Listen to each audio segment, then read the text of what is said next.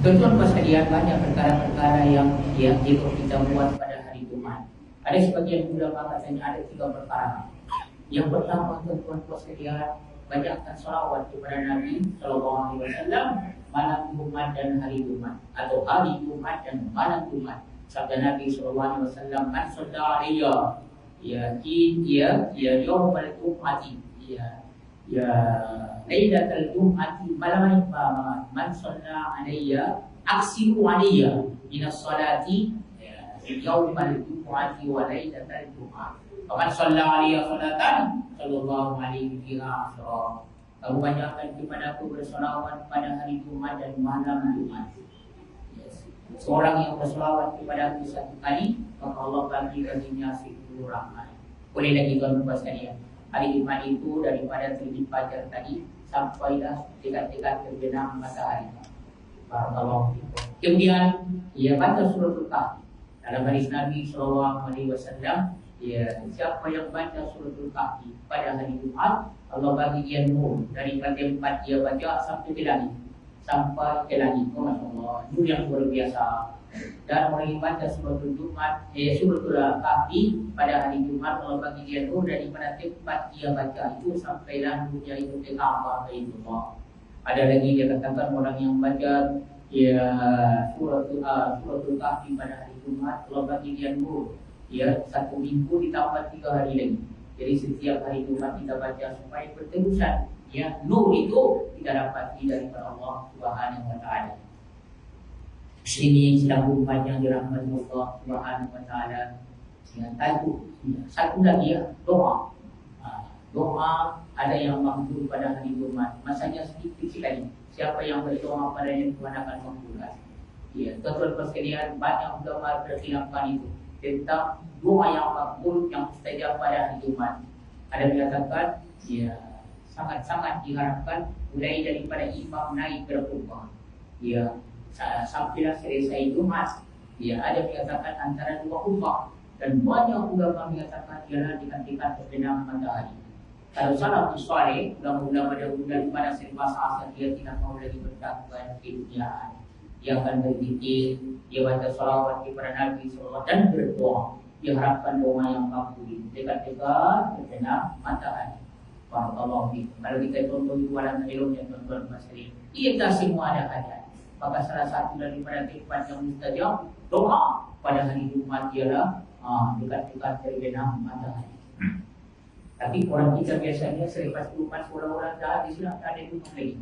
Yang sepatutnya tidak begitu tuan-tuan sekalian. Hari Jumat itu mulai daripada tergelincir dia terbit fajar sampai dah dekat-dekat terbenam matahari. Masya-Allah. Kita mengandalkan ketibaan Tuhan ke rezeki kita, mudah-mudahan diberkati Tuhan. Ahli wasallam nikum selamat datang Tuan-tuan sekalian, tajuk kenapa ringkas kita pada hari ini ialah al-haya'u minal iman.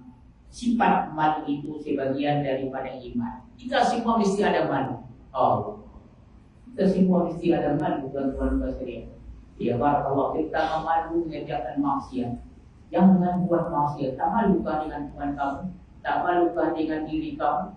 Tak malukah dengan orang ramai? Tuan-tuan sekalian, maka ada dalam hadis Nabi SAW mengatakan bahawa malu itu sebagian daripada iman. Al-haya'u minal iman. Ini tuan-tuan sekalian bertepatan dengan tajuk khutbah kita daripada main. Tajuknya apabila manusia hilang malu, maka Allah hilang rahmat. Kita ini karena kita malu maka kita tidak buat maksiat, maka rahmat terus turun. Tapi apabila kita tidak malu lagi, karena ramai pun boleh buat maksiat, terang-terang tidak malu, maka Tuhan akan hari itu rahmat maka habis kita. Macam-macam boleh buat Tuhan buat tuan-tuan bersedia. Dia buat banjir habis semua, tanah longsor habis semua. Sebab itu kita takutlah kepada Tuhan dengan bersifat malu. Ali bin Umar radhiyallahu anhuma anna Rasulullah sallallahu alaihi wasallam marra ala ruknin min ansari wa huwa ya'izu akhahu bil haya'i. Faqala Rasulullah sallallahu alaihi wasallam da'hu fa innal haya'a minal iman.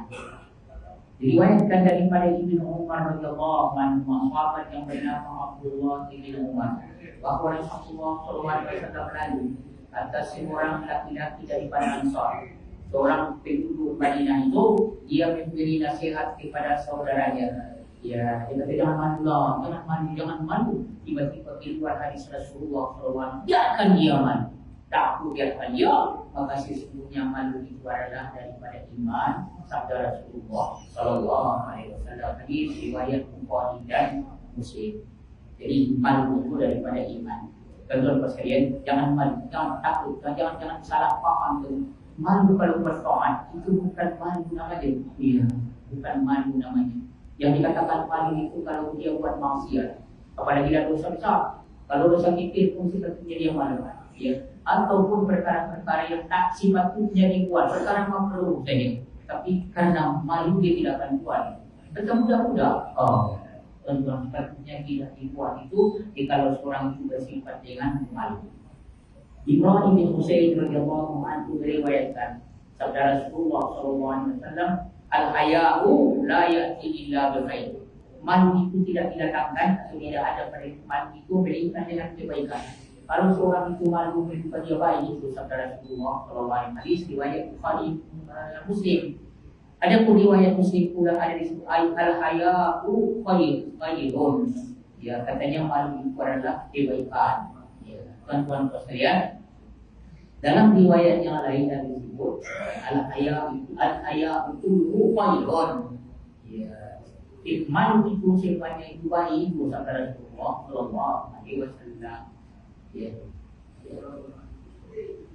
Kalau perkara itu, perkara yang menjadikan seorang itu hilang kemuliaannya, ya, dia tidak buat perkara-perkara makruh saja, bukan sampai haram, tapi karena sifat malunya.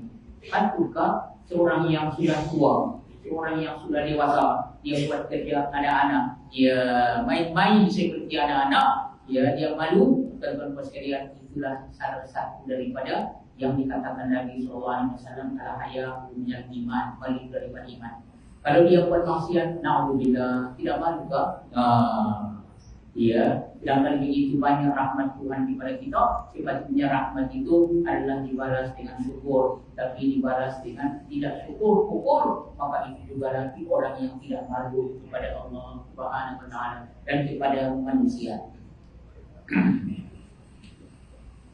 Apabila dia buat kita fa'ala syai'an muharraman istahya min Allah azza wa jalla. Sepatutnya apabila kita buat sesuatu yang diharamkan Allah, yang maka kita malulah dengan Allah azza wa jalla. Dan apabila seorang itu meninggalkan sesuatu, orang sembahyang, tapi dia tak sembahyang, tak malu kah? Tuan-tuan sekalian, dia sepatutnya dia malu dengan manusia dan malu dengan Allah. Sudah tua pun masih buat maksiat lagi. Alhamdulillah. Ya, sepatutnya dia malu dengan Allah, malu dengan manusia dan malu dengan diri sendiri. Orang Arab dia kata istahyi min nafsi, kau malulah dengan dirimu sendiri. Kalau tak malu dengan siapa pun, malulah dengan diri sendiri. Ya, karena Nabi SAW beritahu bahwa malu itu adalah daripada iman. Dengan arti orang yang tidak ada malu buat maksiat, takut dia ini tidak ada iman di dalam hatinya.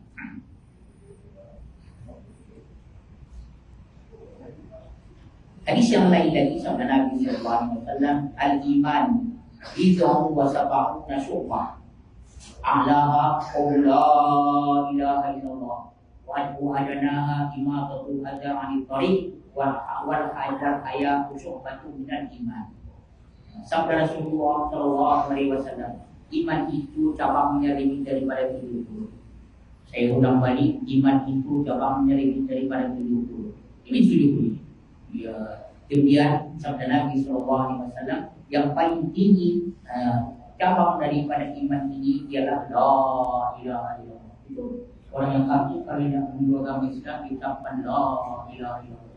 Malangkan orang yang menghembuskan nafas yang terakhir, apabila dia akhir perkataannya la ilaha illallah, boleh masuk surga. Tuan-tuan sekalian, maka iman itu lebih daripada 70 cabangnya. Yang paling tinggi sekali la ilaha illallah. Kita bersama. La ilaha illallah, la ilaha illallah, la ilaha illallah. Karena dia tauhid itu tuan-tuan sekalian. Dan yang paling rendahnya menghilangkan yang menyakiti dari jalan. Kalau ada yang berdiri dekat jalan itu, dia ada batu ke, ada pecahan kaca ke, kita alihkan. Itu tanda orang ini beriman ini. Itu yang paling rendah. Dan sabda Nabi SAW, malu itu adalah satu cabang daripada cabang iman. Sampai Nabi SAW beritahu bahwa malu mengerjakan maksiat itu adalah cabang daripada cabang iman. Itu sabda Rasulullah SAW. Oleh tuan-tuan sekalian, ya la ilaha illallah. Sehingga disebut oleh ulama, kalau kita tengok ada di jalan itu yang mengganggu orang lalu lalang, ada berbeda kata-kata, kita alihkan. Itu yang paling rendah daripada iman. Dan baca la ilaha illallah supaya kita himpunkan yang paling rendah dan yang paling tinggi daripada cabang iman. Dan tuan-tuan sekalian, satu lagi, Nabi SAW, malu itu adalah cabang daripada cabang iman. Betul pas kalian tengok ya. Kalau orang yang ada malu di dalam hati dia akan berjalan dengan senang. Ya, dia tidak berjalan saja tengok. Jalan orang yang beriman lain dengan orang yang malu belajar lain di berjalan dengan orang yang tidak ada malu. Kalau orang yang ada malu dia berjalan dengan istiqamah. Itu sebagai simbolik. Kalau dia orang yang ada malu dalam hatinya, dalam hidup ini dia akan istiqamah. Dia akan berjalan dengan itu. Ya, tuan-tuan sekalian, begitu juga dia akan bercakap dengan lemah itu. Dia tidak akan bercakap dengan kasar kerana dia malu. Malu dengan manusia, malu dengan Allah, dan malu dengan diri sendiri. Kalau itu malulah, karena malu itu adalah sebagian daripada cabang iman sabda Rasulullah SAW.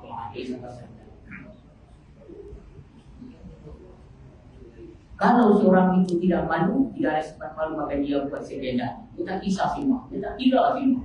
Kenapa? Karena tidak ada sifat malu, tidak malu dengan Tuhan, tidak malu dengan manusia, padahal tidak malu dengan diri sendiri. Dia akan buat selenda. Sedangkan orang yang malu itu, dia tidak akan buat perkara-perkara yang dilarang oleh Allah Subhanahu wa Ta'ala.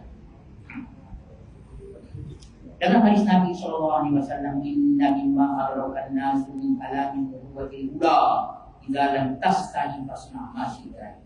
Sesungguhnya daripada apa yang didapati manusia daripada perkataan nabi-nabi yang dahulu, semua nabi rupanya menggalakkan supaya takut. Dia kata, kalau engkau tak malu, maka buatlah apa saja. Nabi-nabi telah macam-macam berkata, jangan buat. Mereka tak mau juga ikut. Maka katanya kalau engkau malu, maka kalau engkau tidak malu, buatlah sekenda. Sebenarnya tujuannya jangan buat. If'alu ma syi'tum. Ya, firman Tuhan, kamu buatlah sekenda kamu. Bukan itu kan suruh, tapi itu untuk menarang. Kalau engkau tak malu buat, maksudnya sepertinya kau malu lah, maka jangan buat. Barakallahu fikum wa barakallahu fikum. Ya. Setelah ini barakallahu fikum. Dulu baik-baik, jadi orang baik-baik. Tentu apa sekalian, karena Nabi Sallallahu Alaihi Wasallam asyadda hayaan minal muhdara biyakin Allah. Kalau kita tengok Rasulullah Sallallahu Alaihi Wasallam, dia sangat bermalu.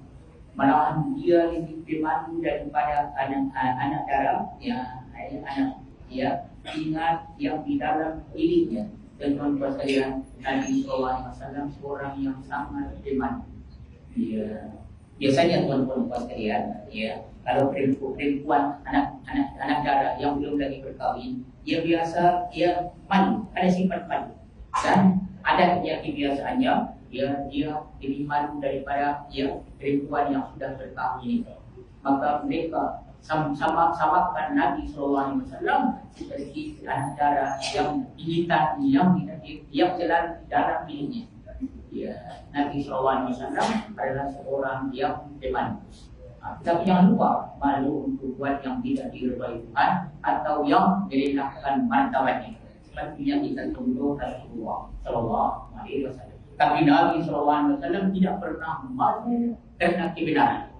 Kalau itu perkara yang benar, Nabi SAW tidak malu. La yastahi minal haqqi. Nabi SAW tidak malu. Yatakallamu bil haqqi. Dia bercakap dengan sebenar. Yang benar, dia tidak malu menyebutkan apa-apa. Dan dia boleh menolak segala sesuatu itu kalau dia benar dan tidak dia perkirakan apapun kalau itu perkara yang benar. Itu contoh daripada ayat Rasulullah Shallallahu Alaihi Wasallam. Jadi kesimpulan tuan-tuan sekalian, kita bersifat dengan sifat malu. Mari kita muhasabah diri. Kita tengok adakah sifat malu kita masih ada lagi atau tidak? Iya, iya. Sifatnya kita malu, apalagi kita sudah tua. Allah. Ya, sifatnya sama saja. Orang tua, orang muda, ya, sifatnya mesti malu. Dia buat maksiat, ya, apalagi dia khalayak ramai. Ya, tapi pada masa kita ini tengoklah ramai-ramai buat maksiat pun orang tak malu. Padahal di terang-terang dibuat tuan-tuan sekalian, padahal dia merasa ya bahwa itu adalah satu satu kelebihan dia yang boleh buat maksiat di khalayak ramai. Barakallahu fikum. Mudah-mudahan kita semua daripada orang yang bersifat malu sebagaimana yang disebut oleh Rasulullah Shallallahu Alaihi Wasallam. Barakallahu fikum. Al-haya'u minal iman. Malu itu adalah sebagian daripada iman. Dalam hadis yang lain, al-haya'u kullu khair. Malu itu semuanya adalah kebaikan itu. Ya, barakallahu fikum. Mudah-mudahan Allah beri rahmat kepada kita sehingga kita terus boleh buat taat kepada Allah dan kita jangan buat maksiat. Pertama, teruskanlah muhasabah diri, adakah kita ada malu atau tidak. Malu dengan Allah buat maksiat itu adalah sesuatu yang baik. Tapi malu karena buat taat itu bukan dikatakan malu, tapi itu pengecut namanya. Katanya bagaimana ya? Dulu saya tak pernah. Ya, sembahyang. Saya nak sembahyang dan malulah orang tengok nanti datang ke sini bagaimana. Seorang perempuan wanita yang dia itu tidak menutup aurat. Apabila dia nak menutup aurat, dia kata malulah. Ya, dulu saya tak menutup aurat. Sekarang saya malu lagi. Itu bukan malu yang ditutup, tapi itu dikatakan dia itu penakut itu namanya. Barakallahu fikum. Ya, mudah-mudahan kita semua daripada orang yang senantiasa menjaga yang disuruh Tuhan, ya, dan menjauhkan yang dilarang Allah Subhanahu wa taala, sama ada kita bersendiri atau kita di khalayak ramai. Tuhan yang kita sembah di dalam proyek kita, di dalam negeri kita, ya, itu juga lah yang kita sembah. Ya, yang mengetahui keadaan kita, walaupun kita di luar kampung kita, di luar negeri kita, di luar negara kita, ya Allah itulah segala-galanya. Jadi kalau begitu samakan, sama ada kita bersendiri atau beramai-ramai, maka hendaklah kita malu kepada Allah Subhanahu wa taala. Aku qauli hadza wa astaghfirullahaladzim li wa lakum wa li sa'iril muslimin wal muslimat wa billahi taufiq wal hidayah. Wassalamualaikum warahmatullahi wabarakatuh.